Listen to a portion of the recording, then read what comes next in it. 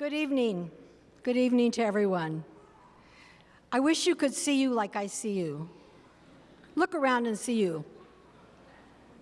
It's wonderful, wonderful, wonderful to have you all here in this safe and sacred space. It is certainly my privilege and honor to welcome you to this evening's 2017 Earl and Boswell Lecture. And we're delighted this evening you'll hear more to share this with the Center for Gay and Lesbian Studies of Pacific School of Religion, who sponsors the Boswell Lectures. And as you know, and I know, that this topic area could not be more appropriate for our time. My name is Linda Jaramillo, and I am a proud alum of Pacific School of Religion 2005. I also was privileged to serve on the Board of Trustees, and throughout this year have had the honor of serving as the chair of PSR's 150th Anniversary Committee. I wish that I could name every single person who's been involved in all of that. But when you do that, you risk leaving somebody out. So give a hand to all who have been involved all year in all of our activities.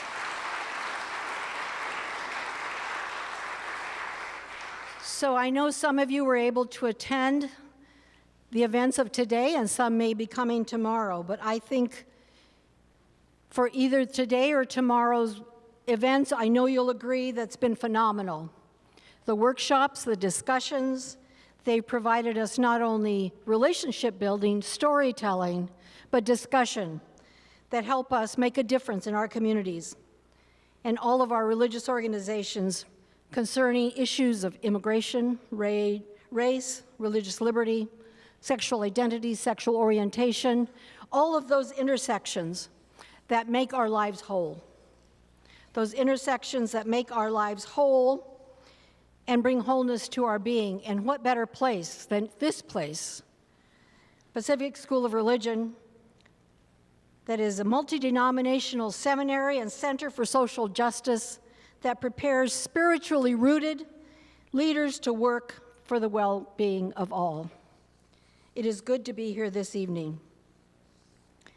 I am also pleased to let you know that tomorrow we will be honoring some distinguished alumni of Pacific School of Religion. I am really impressed by this year's distinguished persons and recipients, and proud to have been journeying with them along the way. And I encourage all of us as alumni of Pacific School of Religion to take advantage of all the opportunities that are available to us, to have those reunions we've been yearning for, to have those conversations about what have you been doing and what are you going to do next, to engage and recharge the work that we're about and the work that we're called to do. Because I believe, and I know you'll agree with me, that we need to be about making a better world, because I believe that another world is indeed possible. Yes?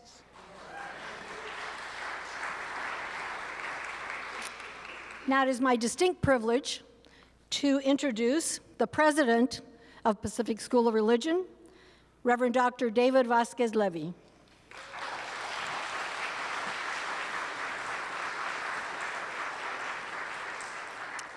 Thank you, Linda, and a word of welcome and thanks. I add my word of welcome and thanks to all of you for gathering here tonight for this important conversation. We have indeed had already an incredible day, and look forward to our continued conversation both tonight and into tomorrow. It is a privilege to welcome you, especially into this space, on behalf of Zaytuna College that has opened their doors once again for us to gather and celebrate here.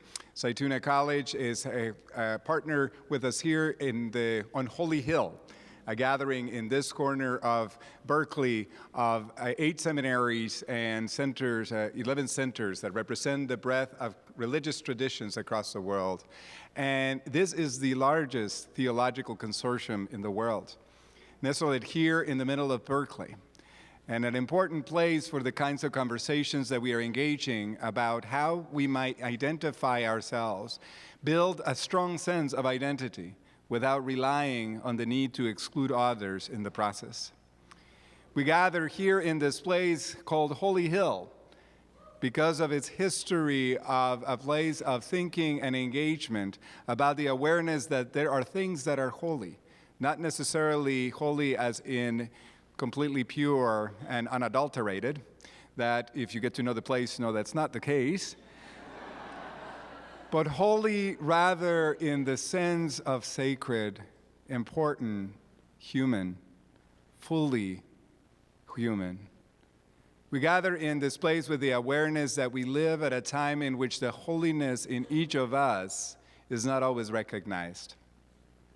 And it is because of that that we must figure out ways in which our understanding of who we are, the stories that frame our understanding, the way we define ourselves, can be expounded and broadened. It is our conviction at Pacific School of Religion that this broadening of our understanding of self can grow out of the history and traditions we inherit within our sacred texts. Those texts must be engaged with a critical eye to the ways that they have been used not to broaden perspectives, but to narrow them. And yet, in spite of that awareness, or with that awareness rather, engage the text for the wisdom they bring to us at a time in which we need more than 140 characters to define who we are and what we are about.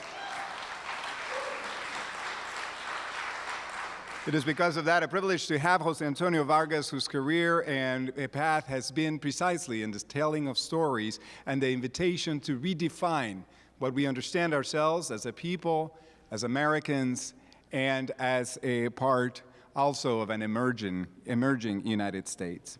I'm grateful also for the partnership with the National Council of Elders that have been a significant part of our preparation and planning for this conference, and we'll be hosting tomorrow a panel with the National Council of Elders, and that will take place tomorrow beginning at 8:45, and so we do invite you to return for that. I'd like to, again, express our appreciation for you being with us and look forward to our conversation tonight.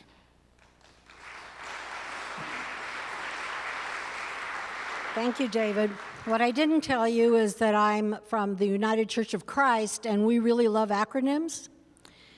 As many of you do, I know, and I'm going to say it out loud. Thank you, David, and I would like to now call upon Justin Tanis, the Managing Director of the Center for Lesbian, Gay, Bisexual, Transgender, Queer, and Questioning, and Gender Studies in Religion at Pacific School of Religion.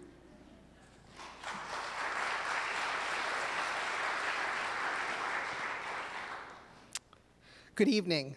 On behalf of the staff of the Center for LGBTQ and Gender Studies in Religion, let me welcome you to tonight's lecture. Our mission at CLGS is to advance the well-being of lesbian, gay, bisexual, queer, and transgender people, and to transform faith communities and the wider society.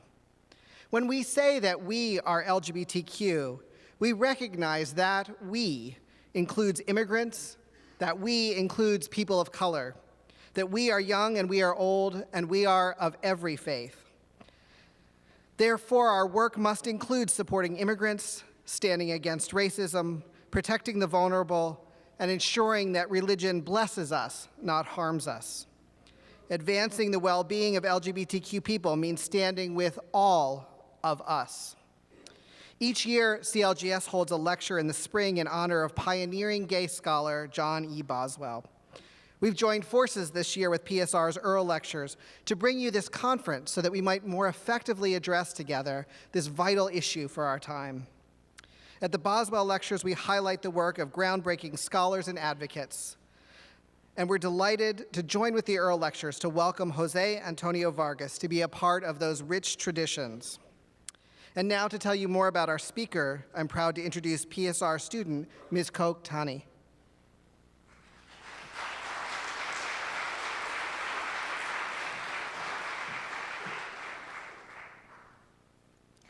Good evening, everyone. Oh, what a blessing and challenge and treat we are in for tonight. My name is Coke Tani, and as Justin said, I'm a Master's of Divinity student at PSR. Tonight, I am super honored to introduce our keynote speaker to you. And I want to say that thanks to the API, or Asian Pacific Islander Roundtable of PSR's Center for Lesbian and Gay Studies, some of us here were able, and we were profoundly blessed to share lunchtime with Jose Antonio. He's a prophet of our times whose sacred wisdom comes from a place that has been and is deeply embodied, sacrificed, investigated, and lived. He is a Pulitzer Prize-winning journalist, filmmaker, and media entrepreneur whose work centers on the changing American identity. He is the founder and CEO of Define American, a nonprofit media and cultural organization that seeks to elevate the conversation around immigration and citizenship in America. And he's the founder of Emerging Us, or #EmergingUS, a media startup that lives at the intersection of race, immigration, and identity in a multicultural America. In 2011, the New York Times Magazine published a groundbreaking essay he wrote, in which he revealed and chronicled his life in America as an undocumented immigrant. A year later, he appeared on the cover of Time magazine worldwide with fellow undocumented immigrants as part of a follow-up cover story he wrote. He then produced and directed Documented, a documentary feature film on his undocumented experience. It world premiered at the AFI Docs Film Festival in Washington, D.C. in 2013, and was released theatrically and broadcast on CNN in 2014, and received a 2015 NAACP Image Award nomination for Outstanding Documentary. Documented is now available on various digital formats. In July 2015, MTV aired, as part of its Look Different campaign, White People, an Emmy-nominated television special Jose Antonio produced and directed on what it means to be young and white in contemporary America. As a journalist, he has covered a variety of topics, including tech and video game culture, HIV and AIDS in the nation's capital, the 2008 presidential campaign for the Washington Post, and he was part of the team that won a Pulitzer Prize for covering the Virginia Tech massacre. He has appeared on an array of television programs, including Good Morning America, The O'Reilly Factor, Real Time with Bill Maher, The Colbert Report, Univision's Aquí y Ahora, the Filipino channels Balitang America, and more. Jose Antonio, or what I want to say, it's Pepeton. We from the API Roundtable and all of us here are fully behind, beneath, and with you tonight, our beloved brother. Please join me in welcoming the 2017 Earl Boswell Keynote, Jose Antonio Vargas.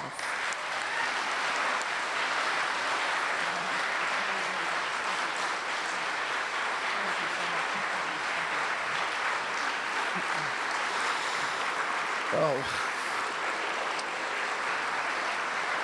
Please sit. You just made me more nervous. It's really a privilege to be here tonight. It's a homecoming of sorts for me. Before I continue, I'd really like to recognize and extend my gratitude to a few people. Reverend Ryan Eller, my friend Ryan. Ryan, can you just wave for a second? There he is at the back. Ryan is the executive director of Define American, which is an organization that I founded with some friends 6 years ago. And Ryan, Reverend Eller, has been for me a real spiritual guide in the past 4 years now of doing this work. I have another friend I'm going to embarrass. She totally doesn't know I'm doing this. Elise Haas. Elise, can you stand up? I'm so sorry, Elise. Elise sits on the governing board of Define American, and I remember one of the first Facebook messages you ever sent me, quote, "Please let me know if I can be helpful in any way and know how many people are standing behind and with you." You have given more than enough meaning to that, so thank you. Thank you for being here. And the Reverend Dr. David Vasquez Levy, the president of the Pacific School of Religion. Thank you. Last fall, I received this letter attaching an email from the Reverend Vasquez Levy. The letter begun thus. It said, shortly after ending his second term as President of the United States, Theodore Roosevelt delivered the 1911 Earl Lectures at Pacific School of Religion in Berkeley.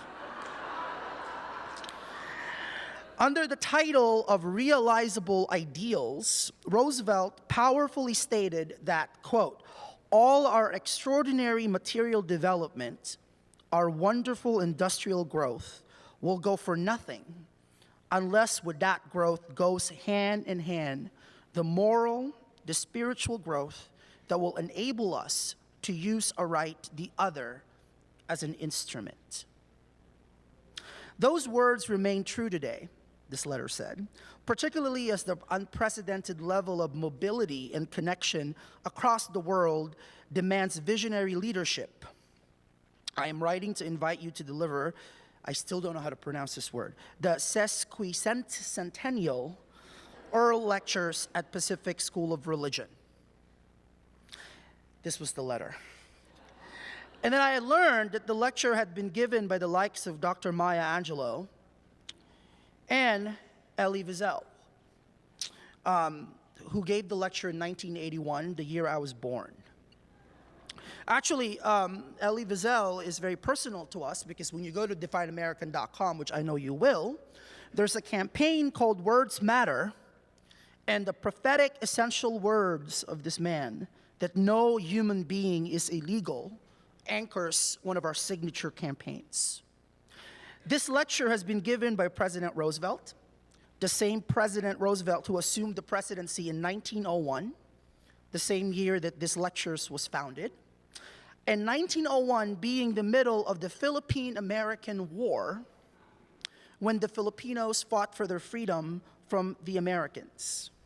You know, I have to tell you, and any immigrant in this room, and unless you're a Native American or an African American who was brought here through slavery, right, you can relate, that arguably the most loaded, confusing, dangerous, necessary question you can ever ask an immigrant is, where are you from? Where are you from? Right? You know, in shorthand, when I get asked these questions, and I get asked these questions in all places, in front of Republicans, Tea Party members, progressives, liberals, everyone, in shorthand, I am here, millions of Filipinos like me are here, legally or illegally, undocumented and undocumented, because of the Philippine-American War, the beginning of a centuries-long relationship between the Philippines and the United States. Now, in February 1899, 2 years before this lectures was founded, the British writer Rudyard Kipling wrote a poem entitled The White Man's Burden. I don't know if you've heard of this poem. In this poem, Kipling urged the United States to take up the burden of empire, as had Britain and other European nations. This poem was published in February 1899 in the issue of McClure's magazine, and it coincided with the beginning of the Philippine-American War and the United States Senate's ratification of the treaty that placed Puerto Rico, Guam, Cuba, and the Philippines under American control.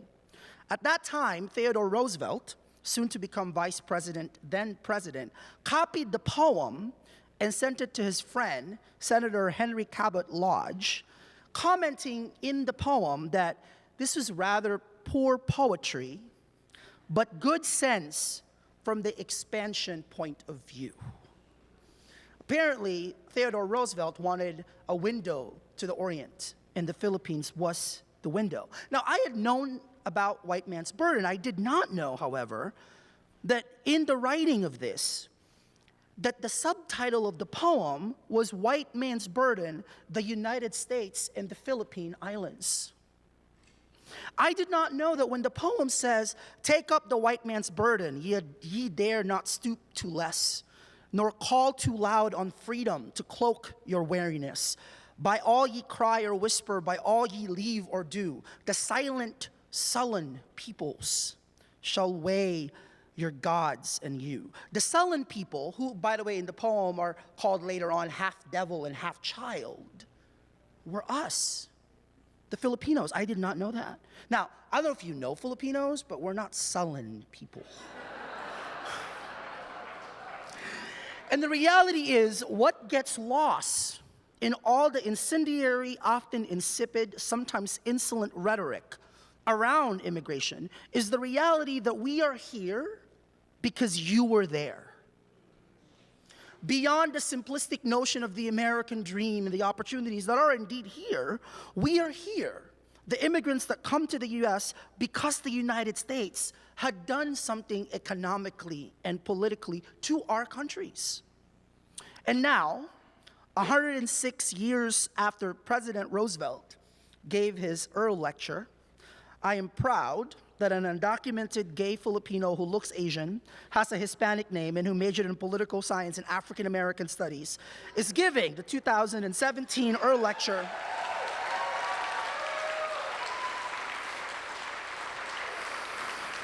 during a conference called Borders and Identity. I sincerely hope wherever President Roosevelt is, up in heaven, that he is smiling. The truth is, my identities transcend conservative or liberal, Republican or Democrat binaries, in the same way that my existence, that our existence, are not limited by borders or laws. The reality is, as I stand here tonight, I cannot help but address the borders within my identities, the places where I am welcomed and the places where I am excluded, because I look like this, or because I don't have papers, or because I use fake fraudulent papers and therefore deemed as a criminal, or because my sexuality is somehow a threat to other people's sexuality, as if all I am is how I have sex and whom I choose to love. You know, religion, I have to say in this room, is a painful, pained, torturous topic for me. Belonging to a church, which means to me belonging to a community of people, has always been a constant, perpetual struggle. I came to this country at the age of 12. My mother sent me here to live with her parents, my grandparents, both of whom were naturalized citizens. Now, getting me here legally was not possible. According to immigration laws, my grandparents couldn't petition me because the relationship is not close enough. So my grandfather found a way to get me here, and he smuggled me. But as a 12-year-old, I didn't know what smuggling meant. All I would know later on was that my grandfather, who made $6.50 an hour as a security guard, saved up $4,500 to get me here. Now, I didn't know that the papers that he bought with those $4,500 were fake until I went to the DMV to get a driver's license. Now, around that same time that I found out that I was here illegally, I also realized, because of AOL chat rooms, you know AOL chat rooms?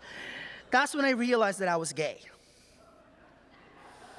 And you know, it was hard. It was hard being in the closet about both of these things. And I remember one late night in my room and being on the phone with somebody I met online. And I could hear that my grandmother had picked up the other side of the phone. I could hear her breathing, and I said, "Lola," that's grandmother in Tagalog, "put the phone down."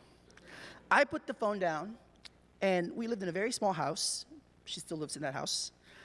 Outside of my room, next to the heater, before the bathroom, my Lola, my grandmother, looks at me and said, "You're gonna go to hell." For us as Filipinos, you know, being Catholic is a birthright, right? That's what we do. Religion for me was something that I had just inherited, like my name, right? Jose Antonio Vargas from the Spanish.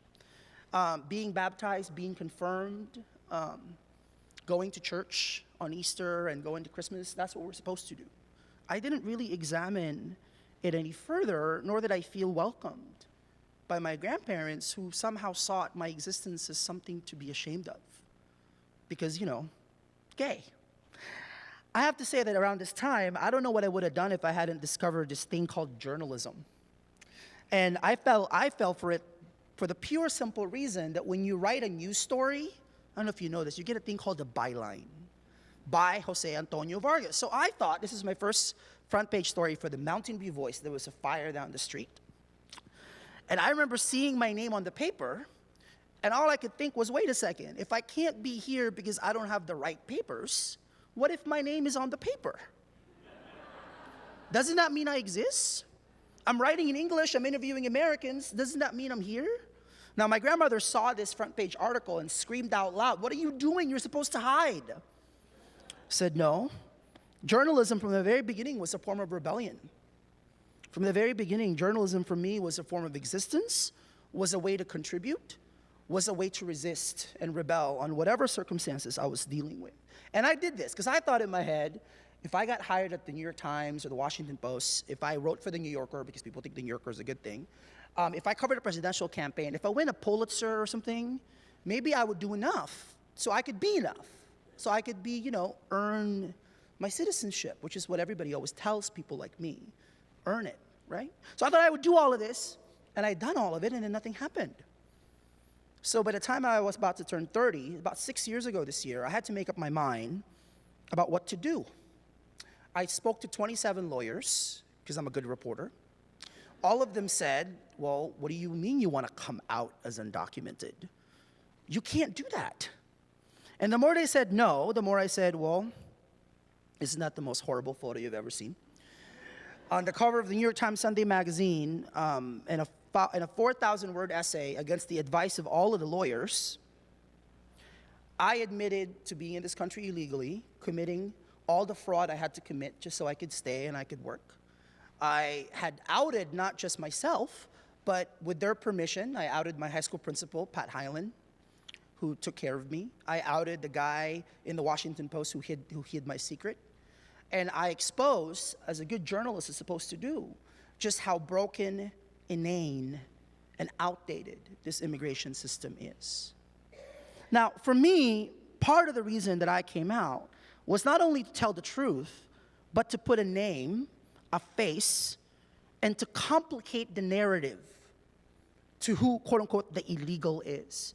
Part of this as well, especially among my colleagues in the news industry, is to present, facts.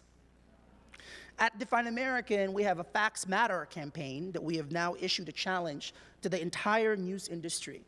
When you walk out of here tonight, I hope you pick this up. About 2 weeks ago, we published a one-page fact sheet, a sheet of 6 irrefutable facts that are independently sourced, that every journalist who report on the issue of immigration must use and know before they talk about the issue any further. Now, these facts don't simply fit in your tweets. It's not just something that you can post on Facebook, although you can go to our website and you can download the whole thing and you can give it to your friends and colleagues and coworkers. But these facts strike against the alternative factual reality that President Trump and his supporters have presented when it comes to this issue. The fact that immigrants commit less crime than the native-born population. Right. The fact that immigrants pay an estimated $11 billion in state and local taxes every year. The fact that we have paid collectively in the past decade $100 billion into the Social Security Fund, undocumented workers. The fact that a border wall would be an ineffective immigration restriction, considering the fact that 40% of the people here illegally overstayed their visas and did not cross a border. And the fact that the fastest growing undocumented population in America are Asian immigrants, not Latinos and certainly not Mexicans. The fact that you cannot talk about the country's undocumented population without including undocumented Black and undocumented white and Asian immigrants in this country. Today we celebrate St. Patrick's Day at a time when there are an estimated 50,000 undocumented Irish people in this country. Now these are, facts. But in addition to presenting the facts, at Define American, we insist on telling stories, especially the coming out process of other undocumented immigrants. I don't know if you remember this photo, this magazine cover. The first magazine cover I ever bought was Ellen DeGeneres on the cover of Time magazine. I bought it at Walgreens in San Antonio and Mountain View. And I remember buying the magazine and then going home and hiding it in the closet because I didn't want my grandparents to see it. All I could think of was Ellen when Define American managed to put 32 undocumented young people on the cover of Time magazine almost 5 years ago. And this cover represents the diversity and the complexity of the issue that the mainstream media and the entertainment media fail to recognize. The reality is we cannot change the politics of an issue unless we change the culture in which people talk about the issue. That was the case with LGBTQ rights, and that will be proved to be the case with immigrant rights. The truth is, while immigration reform is a moral crisis for 11 million undocumented immigrants and the millions more who make up our families and friends, immigrant rights is largely viewed as a political partisan issue by the media, both the news media and entertainment media, and the public that consumes all kinds of media. In this country, politics is culture. You cannot change the politics of an issue unless you change the culture in which people talk about the issue. As a proud gay man, I am proud to live in a country where being anti-gay and anti-trans, anti-lesbian, hopefully it's getting better and better. It's unacceptable to be openly homophobic these days, thankfully. All the work that has gone to make that happen. But in this country, we live in a country in which being anti-immigrant is not only acceptable, it lands you to the White House. How do we change the culture around that? For us at Define American, storytelling is a correction, an intervention, and a liberation. For us, telling the stories and coming out as undocumented has been a central part in resisting not only what is happening now, but what has happened during the Obama administration when President Obama deported more than 3 million immigrants, more than any other president in the history of this country, and especially now as we live through this regime. I'm about to show you a video that I'm incredibly proud of at Define American. We produced it 2 years ago. We filmed this video on the steps of the City Hall in San Francisco, and the voice that you hear is Harvey Milk's.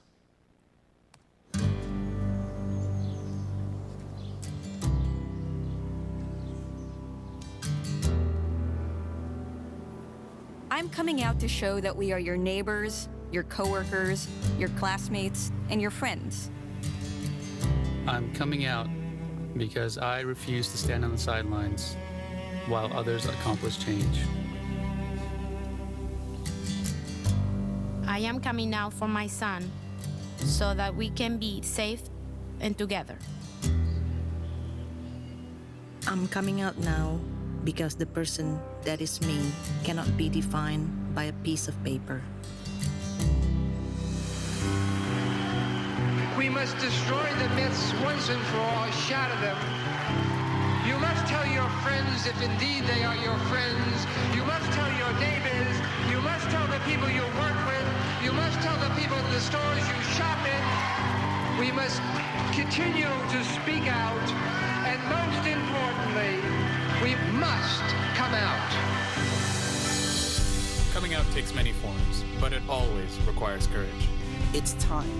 It's time for all of us. Employers, employees, Teachers, students, families, neighbors, Americans, Allies, to overcome shame, to overcome fear, to document and define ourselves. We are coming out to be seen for who we are, not only as undocumented immigrants, but as Americans. Come out. Join us at defineamerican.com.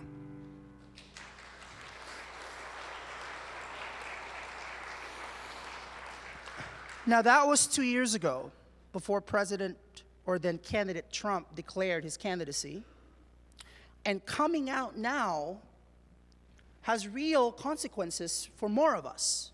I'm sure you heard about a young woman in Mississippi who participated in a press conference to talk about her undocumented status and was then arrested right afterwards by ICE. I'm sure you heard about a woman who was in a hospital with a brain tumor when ICE showed up to lock her up. I'm sure you heard about the grandmother of 5 who was detained and arrested in front of her grandchildren. Now, as an undocumented person, life under Trump, in this Trump era, is very, very different. After the election, I have a lot of lawyers, which is a privilege, and God bless lawyers. A lot of my advisors told me to not fly anymore.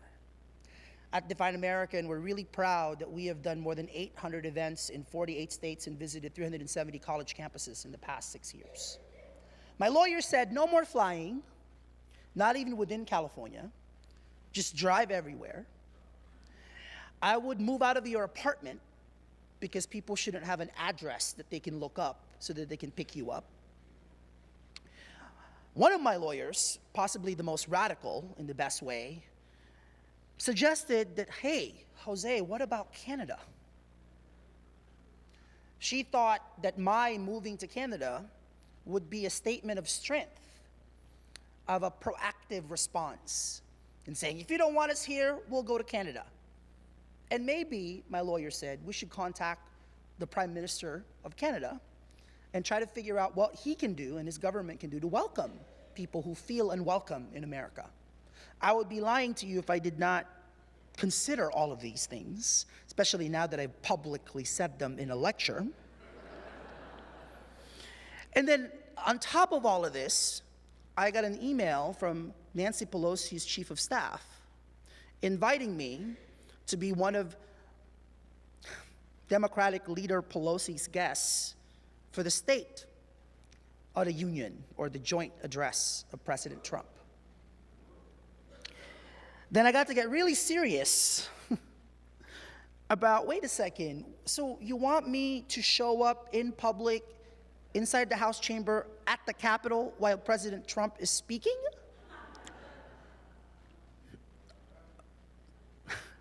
Congresswoman Pelosi knew what she was asking, and she and I had already met before. I'm proud to have lived in her district while I was a student at San Francisco State. I knew what she was asking, and she knew what she was asking. My lawyer said, don't do it. A lot of my team members at Define American said, I don't know if this is worth the risk.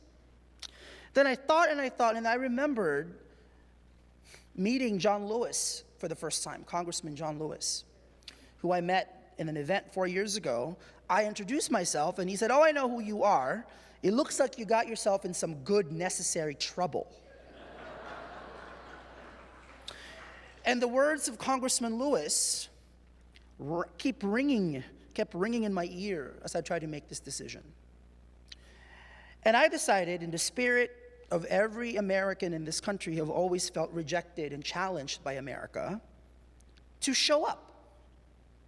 And not only was I going to show up, I would publish an essay in the Washington Post that night that I would be showing up. And that the Washington Post would headline it, Trump could deport me, that's why I'm at a speech in Congress.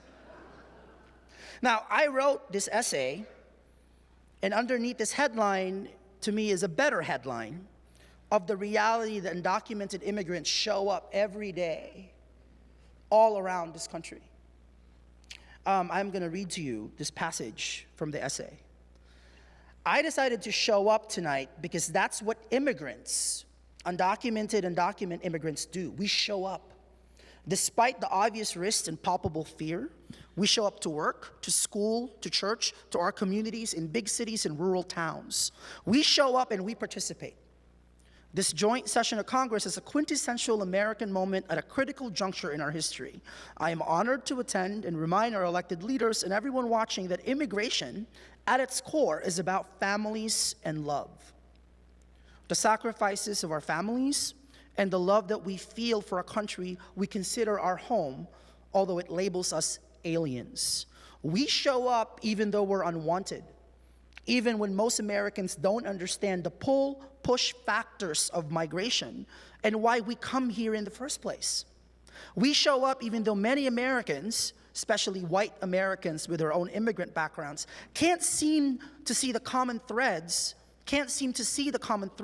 between why we show up and why they showed up at a time when showing up did not require visas and the Border Patrol had yet to be established. Now, my presence that night inside that Capitol building in front of President Trump was among the everyday acts of resistance that we are witnessing across this country. There are the undocumented workers showing up in industries that depend on our labor, including the more than 100 workers nationwide who lost their jobs while participating in the Day Without Immigrant protests. The undocumented students showing up in high school classrooms and college campuses in places that have made it clear illegals are not wanted there. Now, I'm sure you heard of this undocumented woman, Jeanette Visguera, a mother of four who has found sanctuary inside the First Unitarian Church in Denver. In an interview, she said, quote, "Supposedly, I am a criminal because I drove without a license, because I had expired stickers on my car, because I had false documents to work and put food on the table for my children." Now, Jeanette actually came to the United States in 1997. That was about 4 years after I got to this country. She worked as a janitor and a union organizer, and she later owned a moving and cleaning business. Yes, undocumented immigrants like me actually own businesses and employ people. In 2009, she was caught with a fake identification that her lawyer said she had acquired in order to work. The same fake documents that people like me and I myself had to get so I could work. She pleaded guilty to a misdemeanor, setting off a chain of events that led to the deportation order. And instead of going to ICE, she decided to go to the basement of this church. Yesterday, because of the event tonight, Ryan and I actually went to visit her in Denver. And I have to tell you, it was a rather intense experience visiting her. That's her grandson, Santiago, who was born in this country. I don't know if you know this, but in this country right now, 4.5 million US citizen children have at least one parent who's undocumented. We live in an America in which about 5,000 US citizen children live in foster care because both parents have gotten deported. So we met her at this church at the basement, wanted to say hi, wanted to know how it was like to live inside this church. And I told her that I'm about to speak here in front of all of you at this prestigious school tonight. And I asked her to deliver a message. What should I tell all of you from her? She said that what I will tell them is that as faith leaders, they have a moral responsibility to protect their communities and their congregations. She said they can't just be talking about helping your neighbor when in actuality they don't. She said that yes, we are all Americans. We live in the American continent. We are not Europeans, we are not French, we are Americans. In my case, I am Mexican. This was part of my country. I am in my land. I am where I need to be. You know, I had to tell you, sitting in that church basement, listening to her, as Santiago, the grandson, roamed around, I had to really question my own relationship with the church. And the churches all throughout this country that has been housing immigrants, documented and undocumented. I remember meeting a young undocumented woman in Dalton, Georgia, an hour away from Atlanta. And she said, I got to this country 5-6 years ago from Central America. I thought white people hated us. And then when I got to Dalton and I went to church, all these white people started hugging me. I didn't know they liked us. She said it was the first time she ever hugged a white person who was inside a church. I met this young man who is a US citizen, but whose mother is undocumented in Providence, Rhode Island, right after the election. He spoke up in front of all of his classmates and he said, I am more scared than my mom, and I don't understand it. I mean, I have my papers, but my mom doesn't have my papers, and she tells me not to worry. And when the son would ask the mom, why aren't you so worried, Mom? His mother told him, Mijo, son, God has been hiding me for 20 years. God will continue to hide me. What can churches and places of worship do? How will the clergy all across this country lead? How will congregations provide sanctuary in all possible ways? You know, this morning Ryan had a workshop during this conference and talking to people about what congregations can do. And he shared that number one, share stories, storytelling. of faith of congregants that immigrated recently and many, many years ago, right? The second thing is figure out, how can you be a sanctuary? How does that work? What are the loopholes? What are the logistical issues involved? And the third thing he said, which I will share with you tonight, is expanding our understanding that immigration is a global issue. What does it mean to be a citizen of the kingdom of God when national citizenship is not possible? Where do the 244 million migrants around the world, 244 million migrants around the world, we don't know how many of them are undocumented or unauthorized, we don't know. I am one of those 244 million people. What are our rights? Where can we go? Where do we find, quote unquote, sanctuary? And as Jeanette was talking, I couldn't help but think about Ellis Island. And of course, I couldn't help, as a journalist and as an undocumented journalist, and as someone who's been perpetually in love and at the same time confused by this country, to ask this important question that rarely really gets unpacked, which is, why do people move? What does U.S. foreign policy and trade agreements have to do with migration patterns? In other words, what role does the United States play economically, politically in this chain of migration? Right? And why is it that when white people move, it's manifest destiny? It's courageous. It's white man's burden. Why is it that when people of color move, it's a question of legality? Is it legal? Is it a crime? And while I believe that countries must define and defend its borders, I believe that, I think we ought to examine, why is it that goods and commodities travel more easily than people? Why is it that while my mother waits in a 16-year waiting list to come from the Philippines to see her son, me, we haven't seen each other for 24 years this August. Why is it that while my mother waits to come here legally, and while I can't leave, because if I leave, they won't let me back, why is it that this iPhone can be manufactured in China, delivered in Cupertino, and end up in New York where I bought it?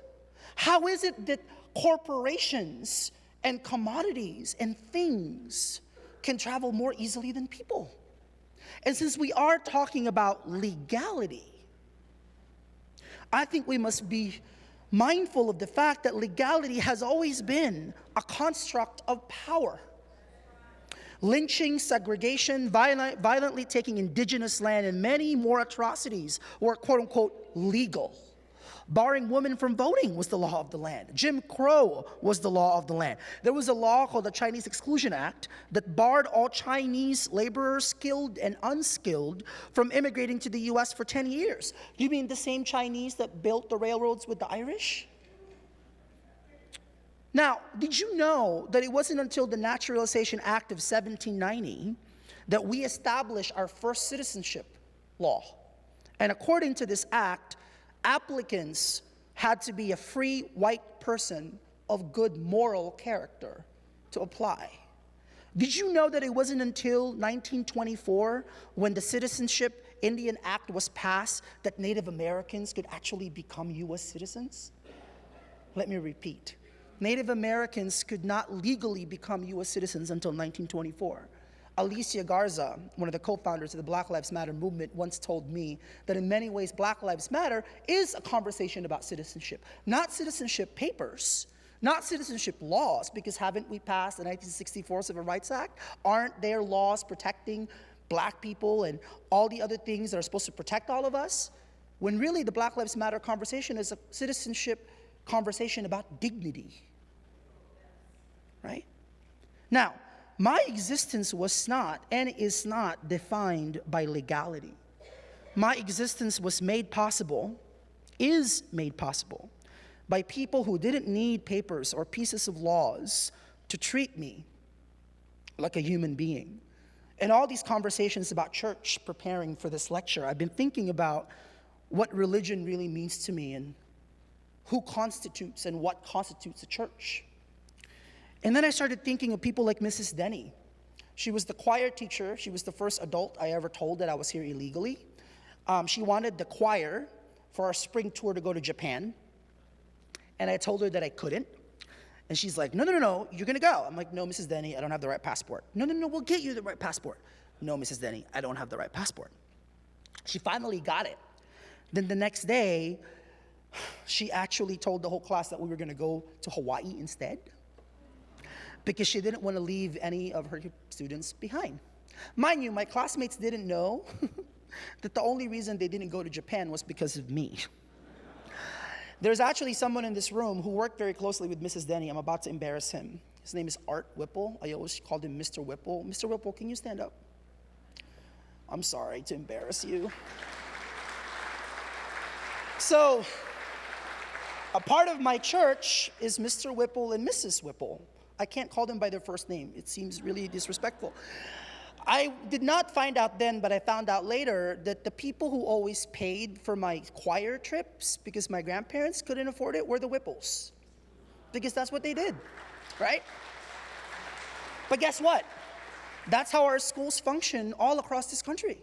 Of people like Whipple stepping up and realizing we have to fill in where the gaps are.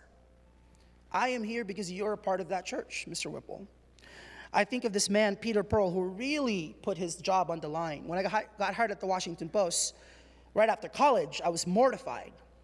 And I figured, I gotta go tell somebody, right? So I decided, because Peter Pearl would always buy me free Starbucks, that I would tell him. So over an overpriced caramel macchiato, I sat him down in a park, and I told him everything. I told him about the fake driver's license, the fake green card, the fake papers, all the lies. I told him all of it. I expected him to go, okay, we have to go see the HR people now. Instead, Peter Pearl said two things. One, you make so much more sense now. Because I guess I was always walking around like a ball of worry all the time. Second thing he said, don't tell anybody else. Just keep going. So when I was assigned to Sarah Palin's campaign to cover her, when I had to fill in for a reporter who was covering Hillary Clinton and get on a plane with Hillary Clinton, when I ended up winning a part of this Pulitzer Prize, and I'm thinking, wait a second, aren't they going to know that the Social Security number is fake? When I kept getting promoted and the Washington Post is wondering, hey, do you want to be a White House correspondent? Peter Pearl was the person I always went to, and he said, don't worry, just keep going. When I came out, I told him that I don't need to name him at all. I said, I'm just going to say there's this person who helped me out. And he said, oh, no, I'm proud of what I did. I would do it again. And you know, I wonder how many Peter Pearls are there all across this country, right? And then there's this woman, Marcia Davis. I don't know how this happened, but in my career in journalism, I was trained very early on by black female journalists. I don't know how it happened. I just kept attracting them. And this woman, Marcia, has just been my heart. When I told her that, hey, Marcia, I think I'm gonna go to Canada. She's like, what are you talking about? I think I'm gonna go to Canada, but you're home. When I told Marcia that, hey, you know, I don't think this whole showing up at the Capitol building in front of President Trump during the joint address is a good idea. Marcia says, Jose, what do you mean? Shouldn't you be happy and proud to be sitting there representing not only yourself, but any other person who's ever been called a criminal in this country? So I went. As far as I'm concerned, Mrs. Denny, Peter Pearl, Marcia Davis, these people, Mr. Whipple, are all a part of my church. A community of people who shows up every day for people like me. Now, the question before us then is, how are you showing up for us? What does allyship and intersectionality, these terms that we use, what do they really mean and what do they look like? Since we are in this church, in this glorious church, the question now becomes, how do you church? Who is included at church? And then I wonder, well, who makes up a church? people. People who make up laws and people who delineate and define borders. Who make up church all across this country are everyday people grappling with their identities, always. And in this church, they find a community. And in this church, they find resistance. And in this church, they feel welcome. All across this country. When I was in high school, grappling with being, quote unquote, an illegal faggot, because I would hear people all the time call people like me illegal and people like me a faggot. A lighting guide became a man named James Baldwin, who I read when I was a freshman in high school. Notes of a Native Son was the first book I ever read by Baldwin. And in that book, he actually wrote that you have to decide who you are and force the world to deal with you, not its idea of you. And you know, after reading that book, I ended up reading another book called The Fire Next Time. The epigraph of the book, I was reminded, was this quote from Kipling. Yes, the very first time I saw the quote from The White Man's Burden was while reading a James Baldwin book. And you know, since we are speaking about burden, I am here as one immigrant telling all of you that we are not your burden. I am not your burden. You don't need to free me. Because whether or not you like it, this is a marriage, you and I. I am you. I am you. And if you don't realize that, then those very words that Baldwin wrote in that glorious prophetic book, right? Everything now we must assume, Baldwin wrote, is in our hands. We don't have any reason to assume otherwise. And now we, the relatively conscious whites and blacks and Latinos and Asians, if we do not falter in our duty now, we may be able, handful that we are, to end this racial nightmare and change the history of the world. But if we do not dare everything, the fulfillment of that prophecy recreated in the Bible by songs by former slaves is upon us. God gave Noah the rainbow sign. No more water. Fire next time. I would argue that preventing that fire, stopping that fire, must begin here at church. It is an honor to be with you tonight. Thank you. Oh, sit. Thank you. Hold on. Say hi. All right. There's a mic. Please sit down. Thank you. We have questions, and as you walk out, by the way, tonight, there's the one-page fact sheet that would make for a really good icebreaker at work and with your relatives and friends. Please pick it up. Questions, please. Thank you. As you make your way up to the microphone, reminder to please remember what a question sounds like. And encourage you to make those as you prepare and come forward. I want to give a word of thanks, Jose, for an incredible and powerful, inspirational conversation and for a challenge and invitation to us. It was Jose who was called a criminal, who finally helped a pharaoh to understand that his Egyptian dream depended on the life of that dreamer that lingered in his jail. It was also a mother who gave her child into the waters, letting him go, unsure if she would ever see him again. That Jochebed allowed Moses to be what a friend called the first mojado, the first wetback, to cross a river against the law that divided its poverty and oppression on one side of the river from the wealth he saw on the other side. It was Shifra and Pua who, like the gentleman you recognize tonight, did what they knew was right in spite of what the law may have said, and saved those babies. So it is the fact that every Sunday we read these stories of immigrants that you have inspired us to return to them and read them anew, to read them with you in mind and with those in mind who shape and show up every day in our nation. So thank you for an inspirational word.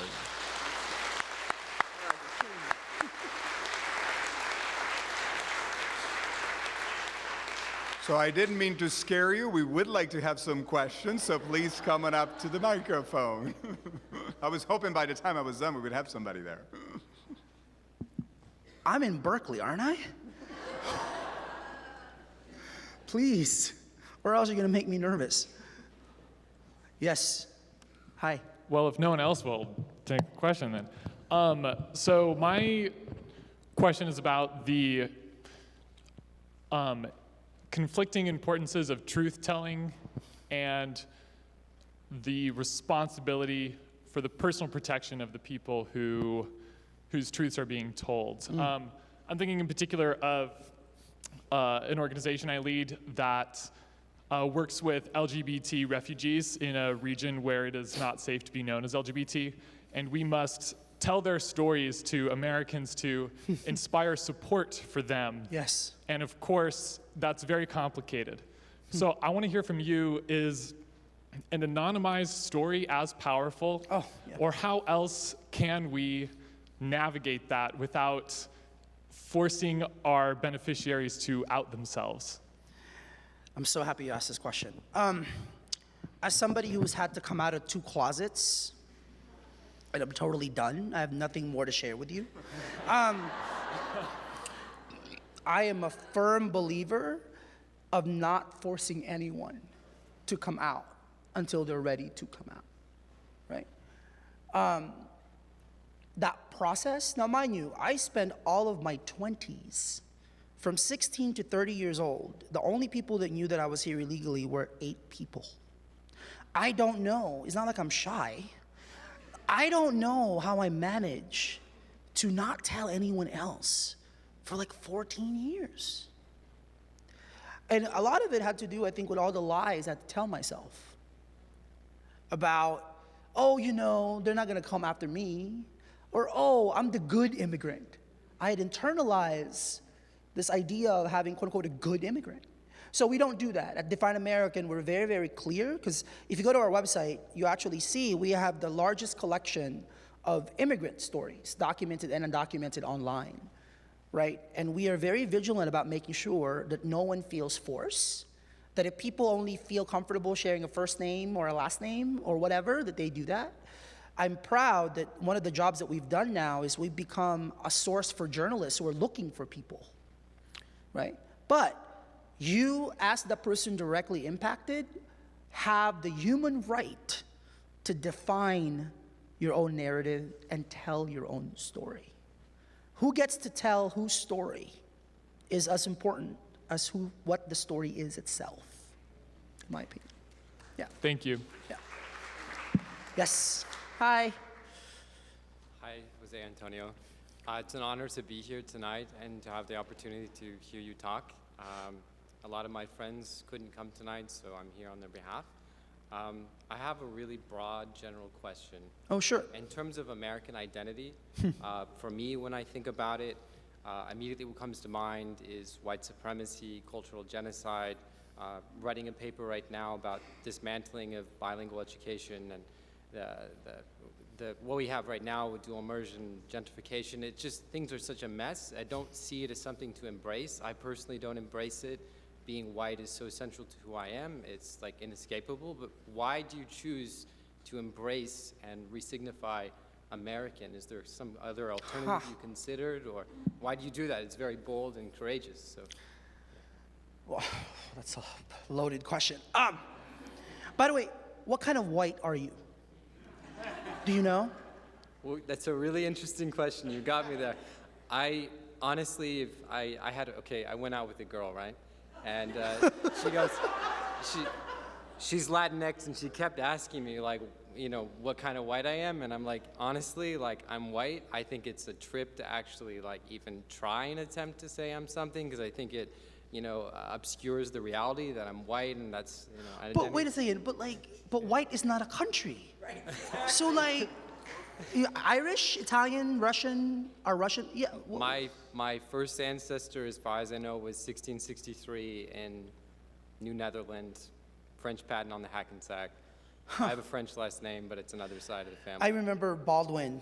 I was watching this, you know, if you want to go on YouTube, by the way, you should just check out all these clips. And of course, the film is still out there. But there's a quote, Baldwin, I remember how confused I was by the statement. Baldwin looked at the camera and said, I am only black if you think you're white. And I was like, what does that mean? What? Because, you know, I would argue that in this country, so much of what defines America is that black and white binary. Although the reality is, white people are not white, and black people are not purely black, given the history in this country. We don't have to talk about Thomas Jefferson and what they did, right? It's like we have always been a mixture in that way, right? I have to say, by the way, that I think American identity to me, the very complexity that conjures, the fact that people were other things before they became white, given that today is St. Patrick's Day, there's a book called How the Irish Became White that I think is such an essential read. Unpacking that to me is so important. And frankly, for us right now,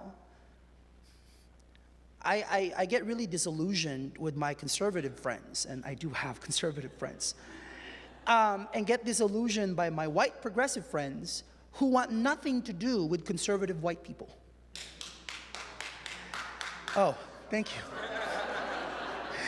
I get disillusioned by it because I'm like thinking, wait a second. So as a person of color who has to figure out how to dismantle and survive a system I did not create, now, not only do I have to take care of this, now I have to take care of you too.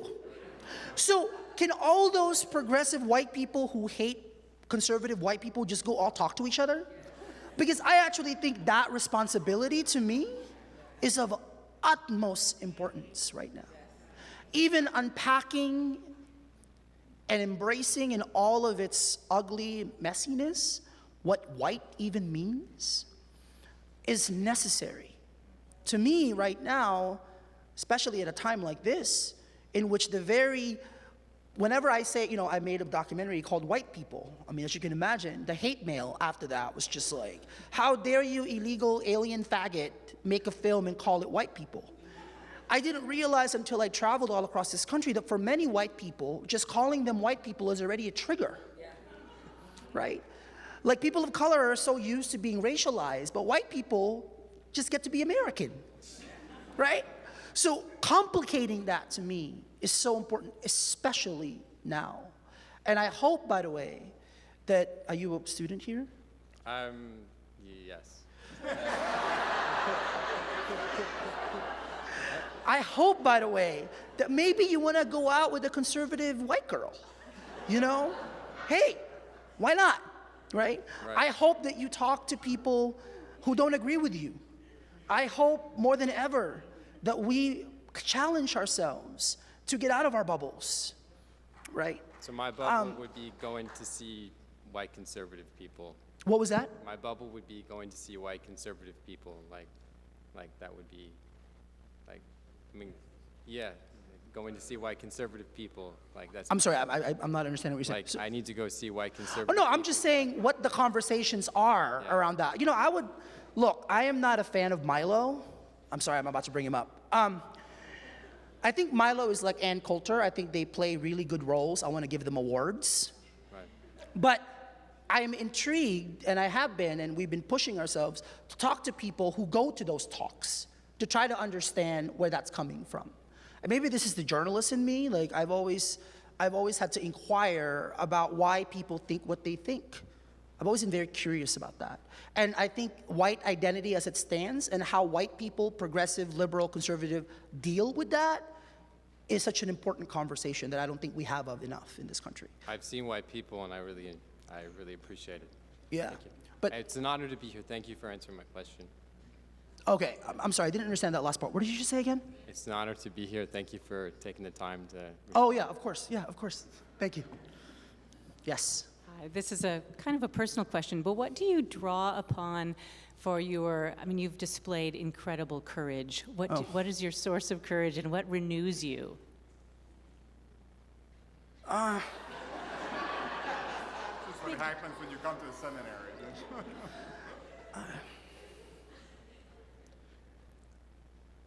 You know, I really don't see it as courage. I don't.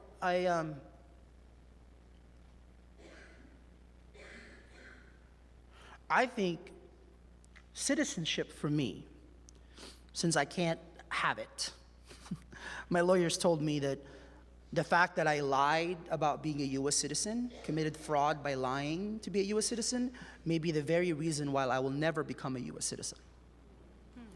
You can't lie about being a U.S. citizen. It's like apparently the largest offense you can make under immigration law. And I lied, kept lying.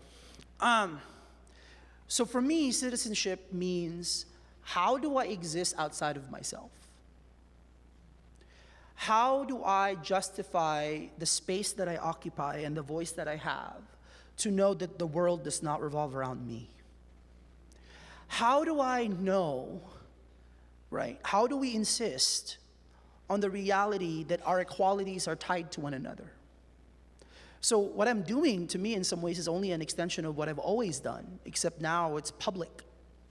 And with that, you know, it's kind of lonely because people make assumptions about things, and you're not progressive enough, you're not radical enough, you don't use the right term, you know, all of that, right? Progressive people are really hard on other progressive people. I don't know, we all need a hug or something. I don't know what's happening. It's like this oppression Olympic calling out culture thing in which people are out radicalizing each other. I don't know where this happened.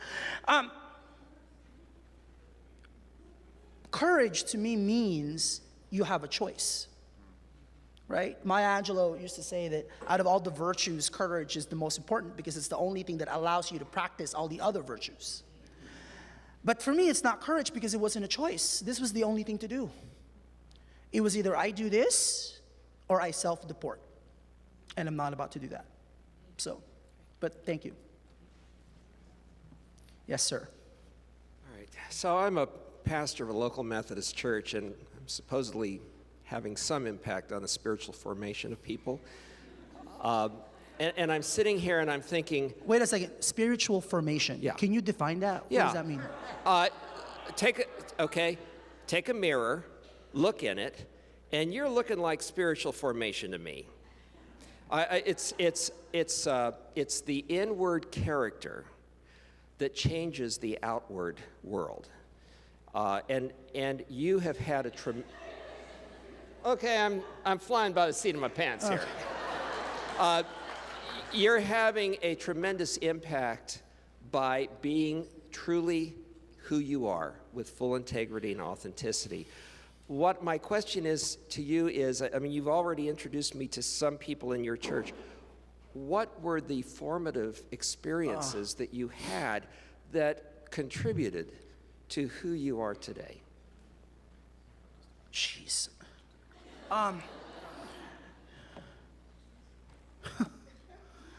Well, Mr. Whipple, you met him, is over there. You know, I am a product of generosity of people. All those people that paid, literally and figuratively. But I think when I think about how I got to be this way, I think of the impact of all the books that I read, all the movies I saw that define American for me. And then I think of the small acts of kindness, little small acts of kindness, that made me feel not just seen and felt, but made me feel validated, right? I think this idea of, which is, the biblical idea of treating each other like you treat yourself, right? I guess I've always lived by that because I've always experienced that. And I believe that when you find gratitude, you find purpose. I am very grateful. I am who I am because of this country, because of the way it challenged me, because of the way it continues to challenge me, by the way it continues to limit me, and the way that it continues to tell me what I can't do. In many ways, I think this country is a challenge to all of us. And I think that has become clearer and clearer for me. And then again, I don't want to drag Baldwin into this one more time, but I remember one time I was listening. Please, by the way, call your congresspeople and remind them that we cannot cut PBS. Yes. We cannot cut PBS. I was watching an interview of Bill Moyers and Toni Morrison.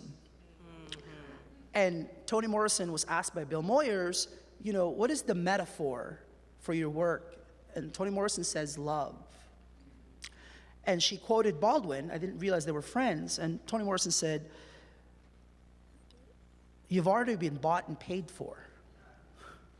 Your ancestors, your grandparents, your parents, they already gave it up for you. It's already done.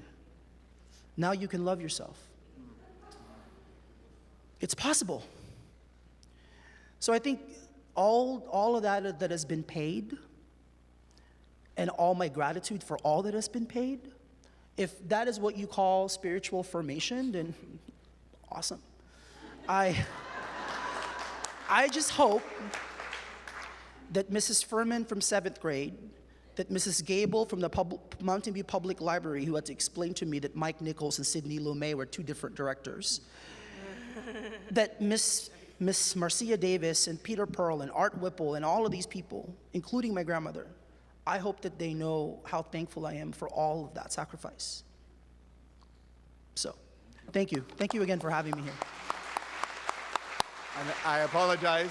We will not be able to take more questions. Jose Antonio, I have to again, fly. thank you very much, but you do have to catch a flight. Wish me luck at the TSA line. But exactly. So safe travels as you go, and we will see you back tomorrow. So he's Yes. just heading for another presentation, and we'll be back tomorrow. Thank you. Thank you. So thank you. Thank you.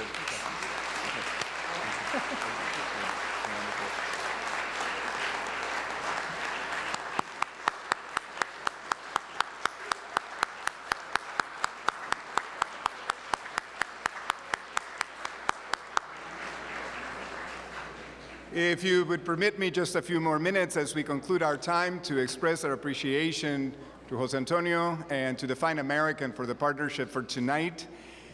A seminary is the word for a bed of seeds, a place where things are planted in the hope that they will be transplanted elsewhere and bloom.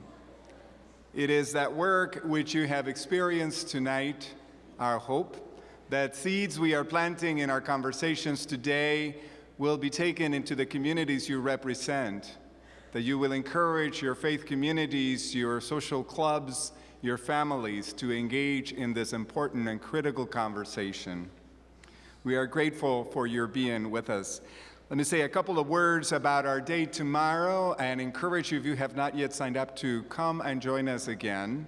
Tomorrow morning, we will join with the National Council of Elders, and Queen Kim from KQED will engage them in a conversation about the first 100 days of the Trump administration to take the long view about how we sustain the work of change from their perspective and to invite us to think creatively about how we respond in our moment. We will have a couple more workshops, recognize our alumni in a lunch tomorrow, but then we will gather at 3 p.m. when Jose Antonio will be back to join us for an action downtown Berkeley at MLK Park, the Martin Luther King Jr. Park, calling for sanctuary for all communities. We will stand in solidarity with the city of Berkeley and other cities that have declared sanctuary, and also invite us in conversation with a variety of speakers to think about ways we call on our elected officials to ensure the sanctuary can be created for all, regardless of their country of origin, their race, their religious tradition, and their gender identity. We will conclude our conference tomorrow with that action. Tonight, we invite you to join us yet for a reception we will have across the street back on the campus of PSR at the Badet Museum. If we all make it over there, it may be a little tight, which will be great. We can just come in and grab some food, and there's a beautiful courtyard we can all hang out in, so it would be great to have an opportunity to continue. And for our alums and students, we will have a Cocoa Bar at 9 p.m. in Deltramont, so please join us for that as well. Again, thank you for your attention tonight and for your engagement, and may you have a great evening.